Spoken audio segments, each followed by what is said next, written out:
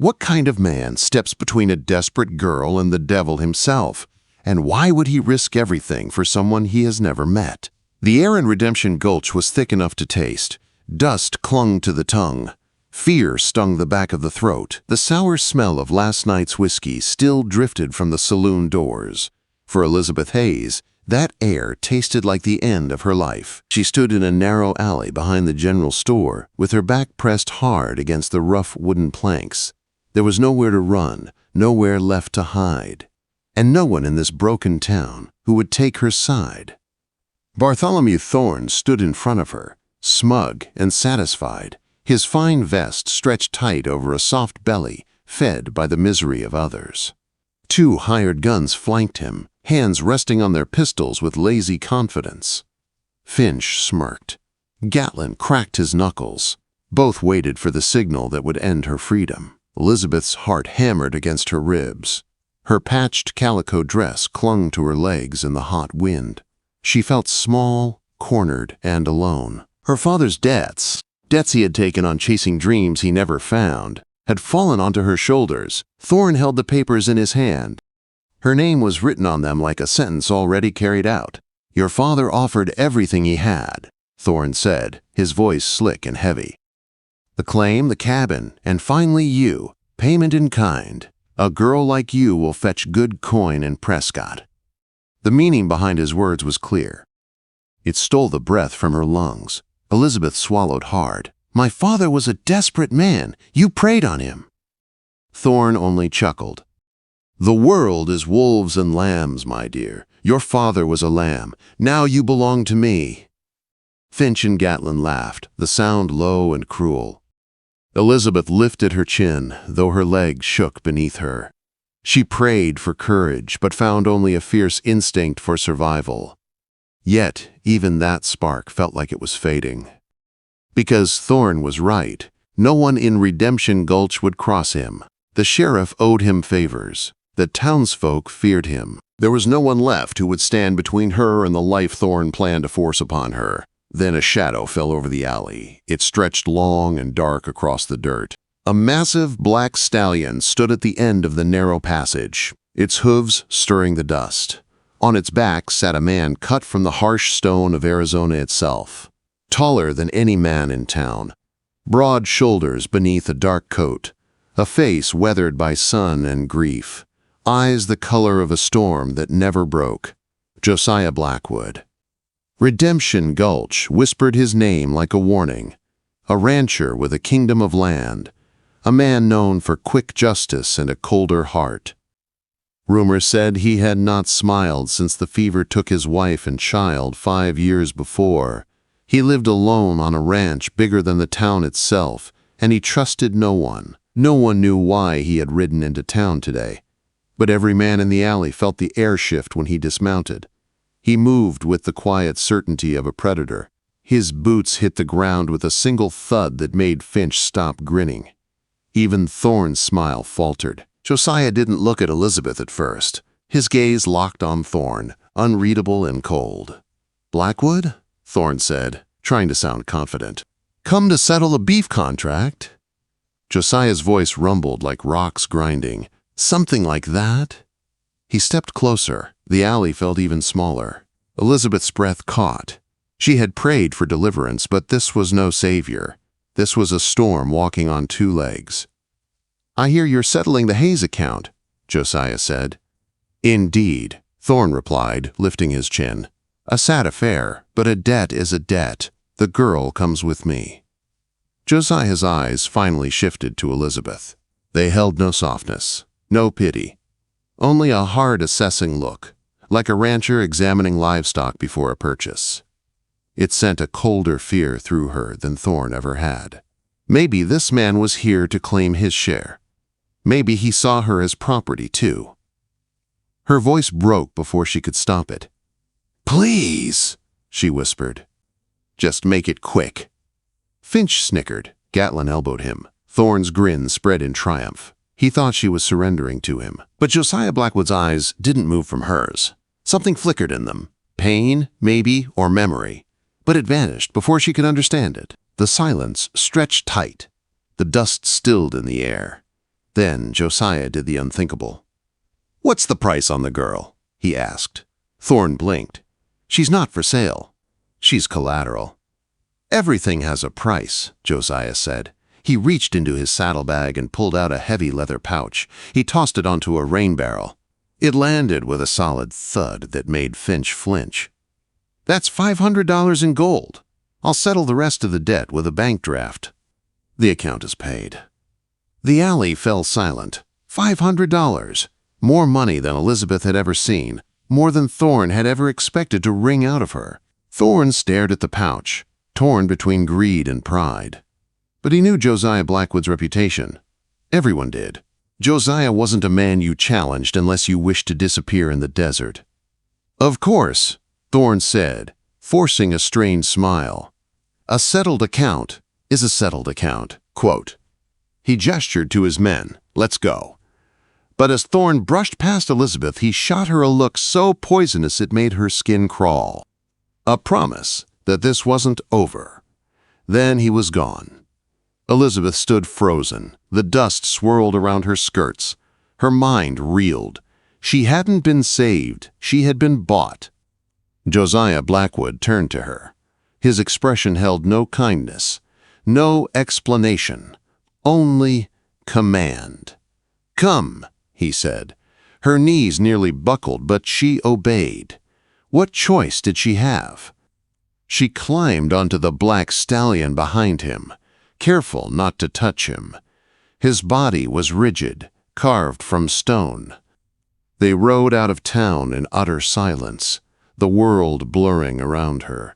The ranch rose before them like a kingdom of wood and stone, a house larger than any she had seen. Corrals stretching far into the valley. Dozens of ranch hands staring as Josiah rode in with a frightened girl clinging to the saddle. He dismounted and offered his hand. His touch was firm and impersonal. She stepped down, trembling. "Martha," Josiah called to the housekeeper, "this is Elizabeth Hayes. She'll be staying here. Give her a room and find her proper clothes." Elizabeth stared at him, desperate for answers. "What do you want from me?" she whispered. Josiah met her gaze with eyes that gave nothing away. "You'll understand soon enough," he said. And with that, he walked away, leaving her standing alone in the yard of the man who now owned her future.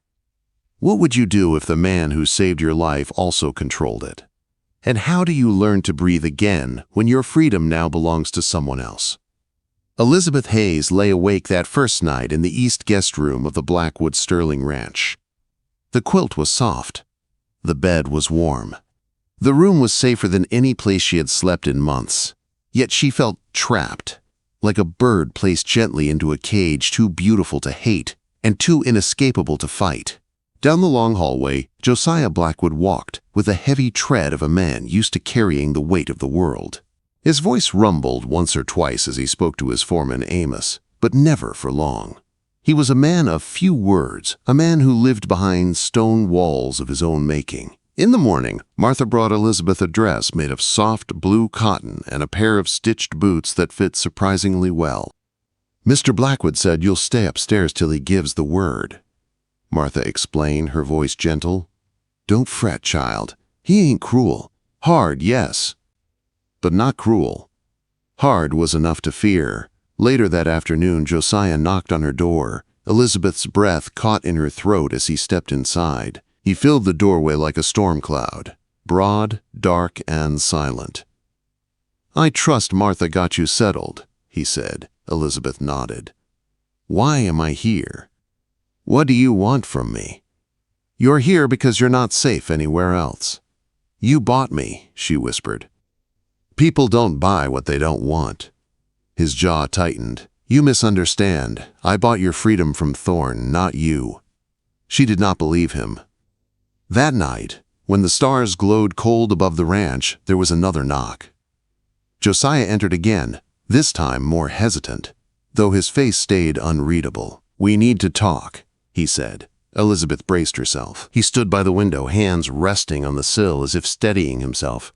"Thorne will not let this go. He doesn't care about you. He cares about losing." A single woman living under my roof gives him room to attack my name, and a man like Thorne only needs one crack in the wall to break it down.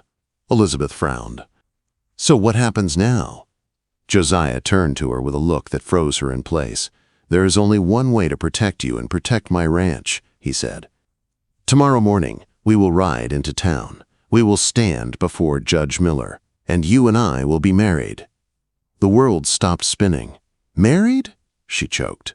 You can't mean that. We don't know each other. This is madness. It is practical, he said. As my wife, you cannot be touched. Not by Thorne. Not by anyone. Elizabeth's heart pounded against her ribs. I will not be trapped like that. I will not be someone's arrangement. Josiah's face hardened. This is not a request. Her breath caught in her chest. You have two choices, he said. Marry me and stay safe, or walk into Thorne's hands. Quote, It wasn't a choice at all. Elizabeth turned away, tears burning the backs of her eyes. Josiah left without another word. The next morning, she was Mrs. Josiah Blackwood. The ceremony took place in Judge Miller's dusty office, surrounded by books stacked higher than her shoulders. Amos and the reluctant sheriff stood as stiff witnesses. Elizabeth spoke her vows in a cracked whisper. Josiah spoke his with the firm certainty of a man signing a contract. There was no kiss, no celebration, only the scratch of a pen sealing her fate. When they returned to the ranch, Josiah carried her small trunk to his room. No, their room, and placed a simple bedroll on the floor. This is your space, he said. I will not trouble you. This is for protection, nothing more. The room felt like a stranger's memory. The faint scent of lavender lingered from his late wife. Elizabeth lay awake for hours staring at the ceiling, wondering how a person could feel so lost in a place so large. Days passed. Josiah kept his distance. The ranch hands watched her with polite confusion. Martha treated her with quiet kindness. Elizabeth drifted through the house like a ghost, learning its rooms but not belonging to any of them. Until one afternoon, she wandered into Josiah's office, the only room that felt alive. Ledgers, maps, papers, ink. She touched the spine of a ledger, then opened it, then another, and another. At first, she was only curious. But then she saw it. Numbers that didn't add up. Tally sheets that were changed. Payments made twice. Cattle counts shaved down by careful hands. Someone was stealing from the ranch. More than that, someone was working for Thorne. Elizabeth was so focused, she didn't hear the boots behind her. What are you doing? Josiah's voice cut like a whip. She spun, clutching the ledger. I was looking. I didn't mean. You had no business touching that. Anger flared in her chest. You made me your wife. You told me I was part of this ranch. You dragged me into this life without asking. Do not tell me I have no business in it. Josiah's face changed. Surprise softening anger. Confusion interrupting pride. Elizabeth opened the ledger, pointing at the numbers with a steady hand. Someone inside your ranch is stealing from you. Look at these entries. Look at the cattle tallies. Someone is feeding Thorne information. Josiah stared at the pages, then at her. The air shifted between them. Something unspoken flickered. Respect, maybe. Recognition. That evening, he invited her to sit with him at the table. They spread out maps and documents. For the first time, he listened. And for the first time, she realized Josiah Blackwood was not made of stone. He was made of old wounds and unhealed grief. The days that followed were harsher. Thorne's men rustled cattle. Someone set a small barn on fire. One ranch hand disappeared in the night. Thorne struck again and again, each attack more bold than the last.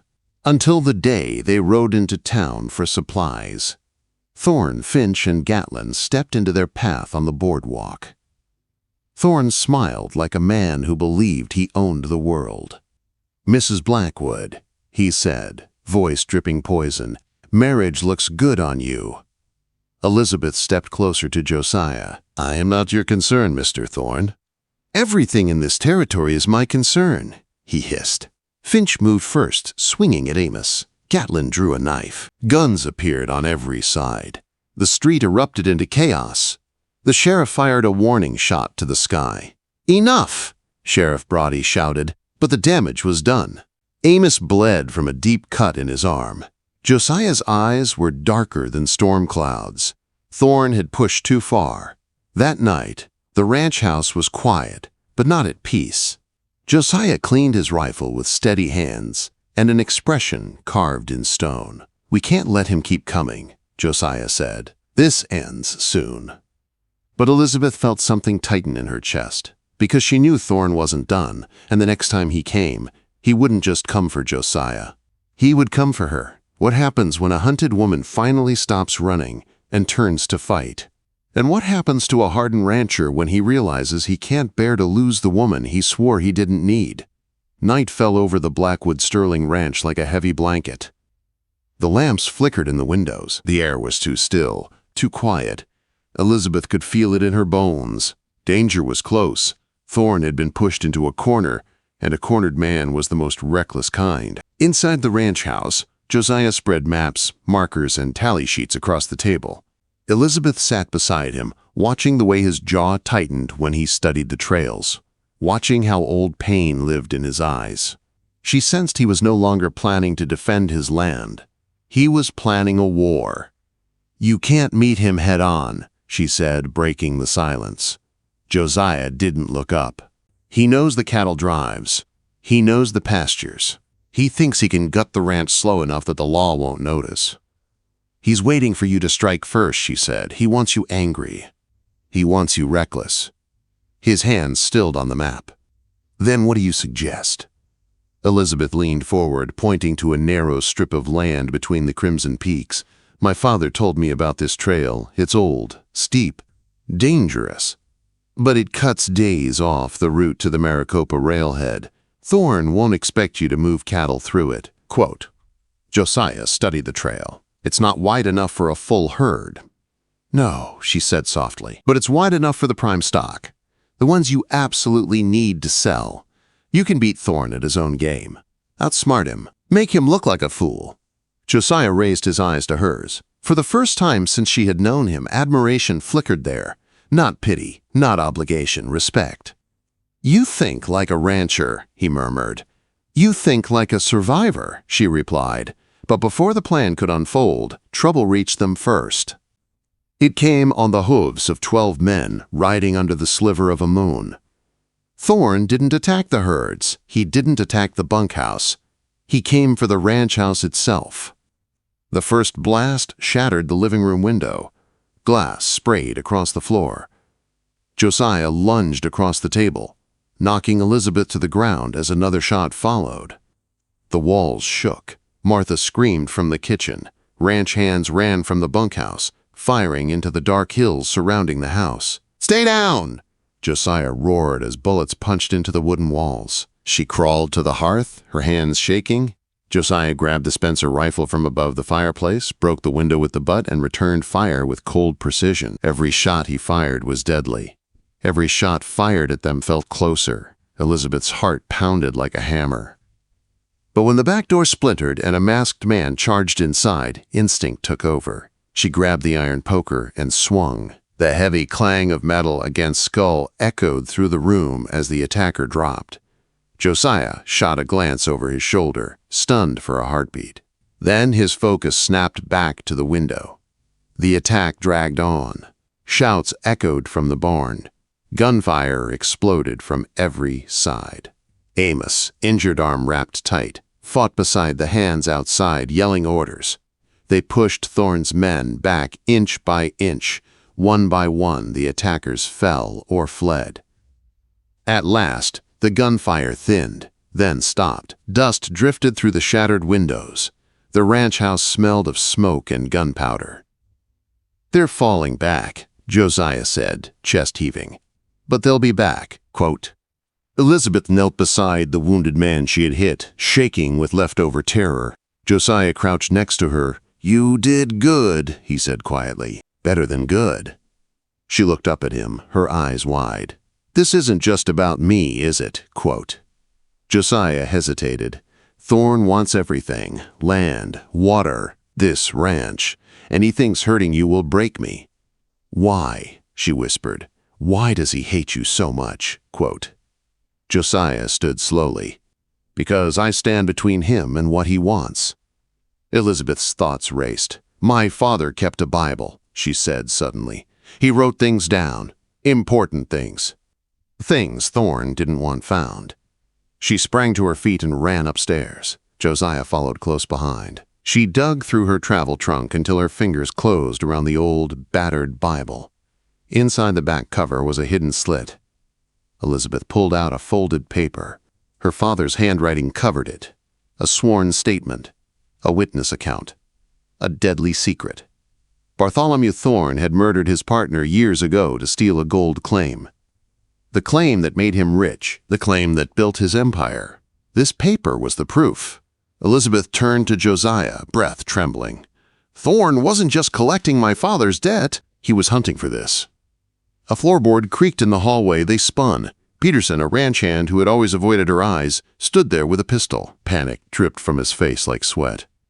I don't want to do this, he stammered. Thorne said he'd clear my debts if I brought him the girl and the paper.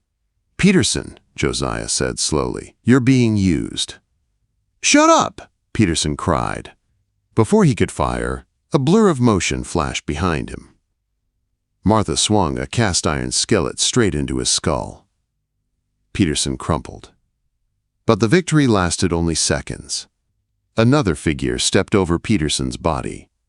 Bartholomew Thorne. His hair was wild, his suit torn, his face twisted in pure madness. A derringer glinted in his fist. Give me the paper, Thorne snarled, and I might spare the girl. Josiah stepped in front of Elizabeth. Thorne lunged, not for Josiah, but for her. He grabbed Elizabeth, yanked her close, and pressed the cold barrel to her temple. Drop your gun, Thorne screamed. Drop it or she dies. Josiah froze. His eyes filled with a raw, sickening fear she had never seen in him. But Thorne made a mistake. He stood with Elizabeth at the top of the long staircase. Elizabeth drew a breath, summoned every ounce of courage in her bones, and drove her heel down hard on his foot. She twisted, slammed her elbow into his stomach, and shoved with everything she had. Thorne stumbled. His heel slipped. His eyes widened in shock as he toppled backward down the stairs. The derringer fired into the ceiling as he fell. He hit the bottom with a final, sickening thud. Silence filled the house. Elizabeth stood trembling at the top of the stairs. Josiah rushed to her, hands hovering but not touching. Are you hurt? He asked, voice shaking. She shook her head, tears streaking her cheeks. It's over. And it was. Thorne's reign ended not in a grand gunfight, but at the hands of the woman he thought he owned. By morning, the sheriff and a U.S. Marshal arrived. The affidavit exposed everything. Thorne's men were arrested. Peterson was taken into custody. Thorne's empire cracked like dry clay. By afternoon, the ranch was quiet again. Elizabeth and Josiah sat on the porch as the sun dipped low across the valley. The sky burned gold. The fear that had ruled their days finally lifted. Josiah broke the silence first. You're a free woman now, he said softly. You owe me nothing. You're welcome to leave. I'll give you enough money to start a new life anywhere you choose. Elizabeth looked at him, truly looked at him, the man who had bought her freedom. The man she had fought beside. The man who risked everything to protect her, even his heart. Her voice was steady. Is that what you want? For me to go? Quote. Josiah's jaw tightened. He didn't answer. She stepped closer. You saved my life twice, but these past months you gave me more than safety. You gave me respect, purpose. You listened to me. You trusted me. Maybe not at first, but you do now. His breath trembled. Josiah, she whispered, do you want me to leave? Quote, he closed his eyes. For the first time since she had known him, the unbreakable rancher looked fragile. No, he said, voice low and raw. God help me. No. She lifted his hand and placed it over her heart. "Then ask me to stay." His eyes met hers, filled with a storm of emotion he could no longer hide. "Stay," he whispered. "Stay with me." Elizabeth smiled, a real, radiant smile that felt like sunlight. "I already chose to," she said. Under the warm Arizona sky, the unthinkable finally happened. Josiah Blackwood let himself hope again. Elizabeth Hayes let herself love again. And the ranch, once a place of silence and grief, became the beginning of a life they would build side by side. A life born in danger, forged in trust, and sealed in a bond stronger than any vow spoken before a judge.